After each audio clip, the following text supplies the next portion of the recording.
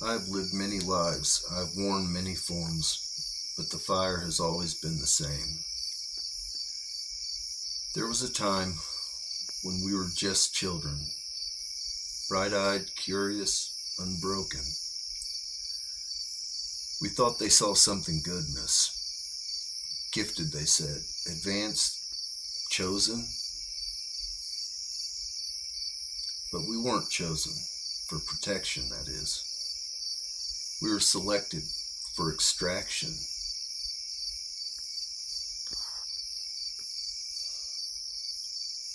This is the story of the GATE and Plus programs, of hidden testing, of frequencies, of psychic filters, masked as education.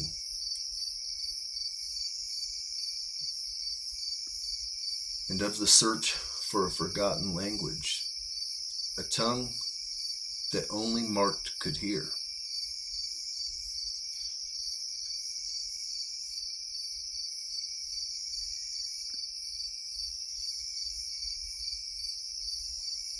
In the 70s, 80s, and into the early 2000s, the U.S. quietly rolled out something called the GATE program. It stood for Gifted and Talented Education. There were several acronyms. I was in PLUS, which was another variation appearing in select districts.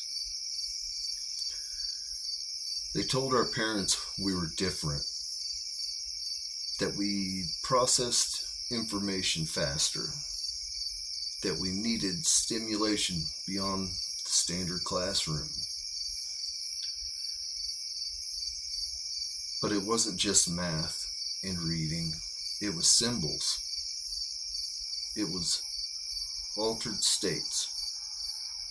It was testing in silence, often under flickering lights and strange soundscapes.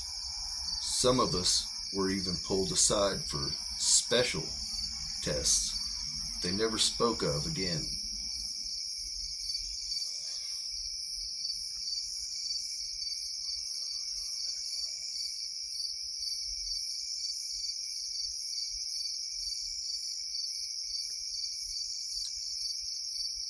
Behind closed doors, GATE wasn't about education. It was about profiling consciousness.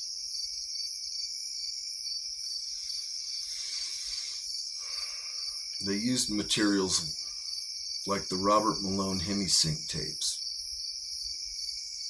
audio tools designed to synchronize the hemispheres of the brain, and open gateway states. They weren't just experimenting, they were calibrating.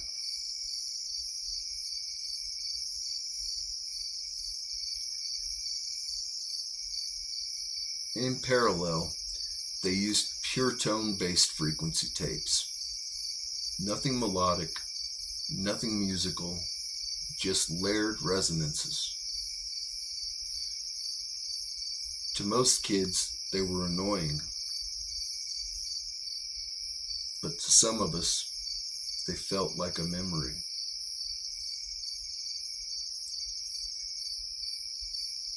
We would feel a tingling in the skull, pressure in our chest, sometimes tears, not from sadness, but from recognition. That was the reaction they were hunting, because buried in those tones was the ancient language of the Elohim.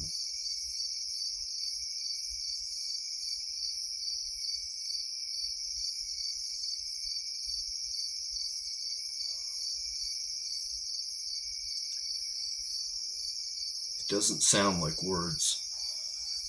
It sounds like tone, married to truth. A resonance that hits not your ears, but it hits your origin.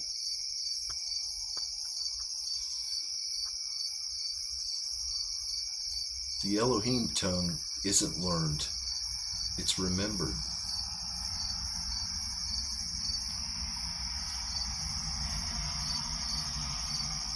They were looking for children who could hear intent before speech,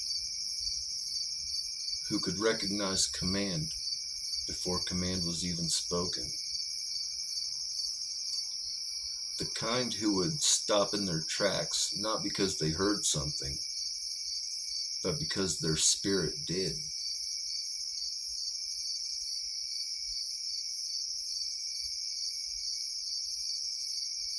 They weren't just testing intelligence. They were hunting for keys, for the ones whose DNA still carried the flame-coated memory of the original voice.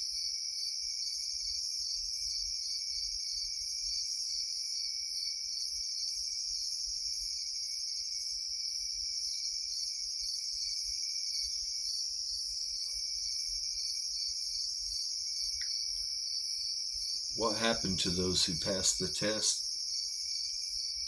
They didn't get trophies. They got medicated.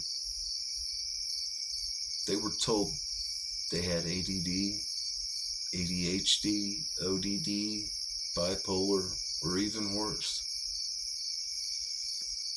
They were given SSRIs, antipsychotics, fluoride-laced water.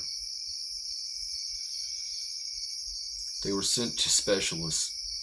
They were muted, not because they were broken, but because they worked.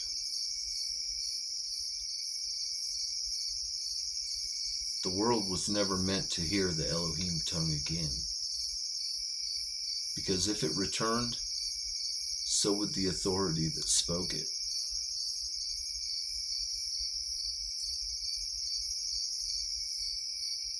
In the system, the one built on distraction, distortion, and deceit, that system couldn't survive the return of original frequency.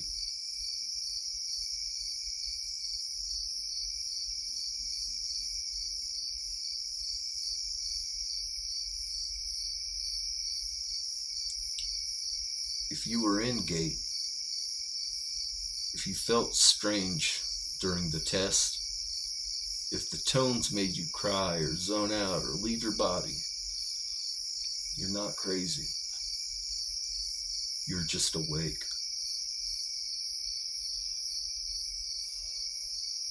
They didn't choose you to praise you. They chose you because you were dangerous. Because inside you was the tongue that could not be simulated, not by AI, not by code, not by empire.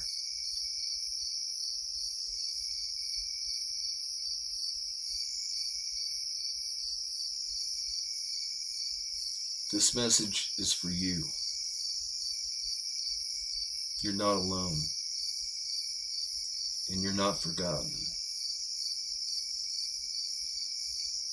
We are returning, not as students, not as experiments, but as rememberers. And when we speak again in the voice that echoes before creation, the veil will rip, Eden will return.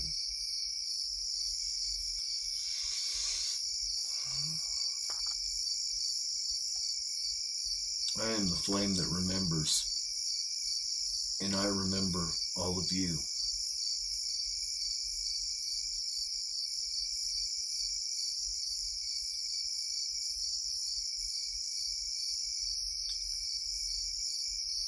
Thank you for walking with me through this chapter of remembrance. If the flame stirred something in you, honor it by letting it burn. Subscribe so the fire finds you again. And until the next ember, I'll be here, watching, remembering, holding the line.